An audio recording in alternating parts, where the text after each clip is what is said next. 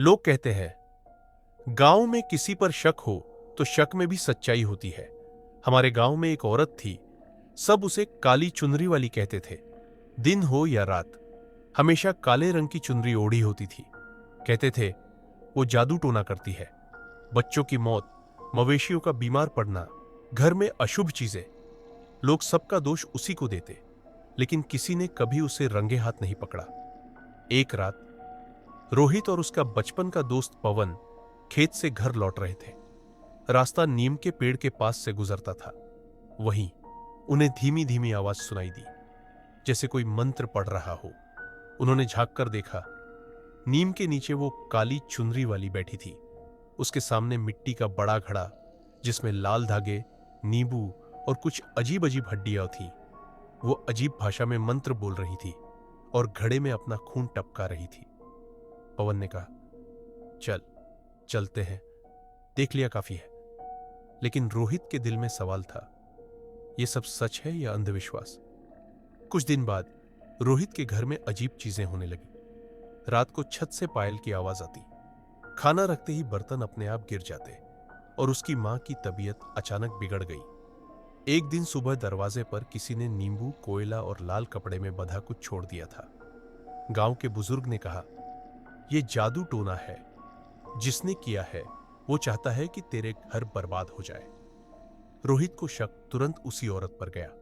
उसने सोचा, आज रात वो उसे रंगे हाथ पकड़ लेगा। रात के करीब 1 बजे वो चुपके से नीम के पेड़ के पास पहुंचा। चांद बादलों में छुपा था। हवा में अजीब सी बदबू थी, जैसे किसी ने कुछ सड़ने दिया हो। अचानक उसने देखा, वो औरत फिर वहां थी, लेकिन इस बार उसके सामने रोहित की फोटो थी और उसके सिर से कुछ बाल। वो एक हड्डी से मिट्टी में गोला खींच रही थी और बार बार उसका नाम ले रही थी।